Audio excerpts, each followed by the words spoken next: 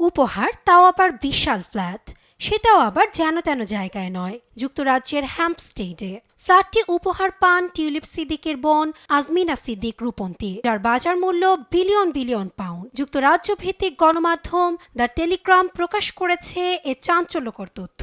এ খবর ঠিক তখন প্রকাশ হলো যখন কয়েকদিন আগেই টিউলিপের লন্ডনে আরেকটি ফ্ল্যাট উপহার হিসেবে পাওয়ার সংবাদ বের হয়। কোনো ধরনের আর্থিক মূল্য পরিশোধ না করে 2004 সালে 2 রুমের ফ্ল্যাটটির মালিক বনে যান টিউলিপ। এবার গণমাধ্যমের তথ্য বলছে, মঈন খানী নামের এক বাংলাদেশি আইনজীবী 2009 সালে টিউলিপের বোন আজমিনাকে উপহার হিসেবে দেন একটি ফ্ল্যাট। আজমিনার বয়স তখন 18 বছর, সবেমাত্র অক্সফোর্ড বিশ্ববিদ্যালয়ে পড়াশোনা শুরু করতে চলেছেন।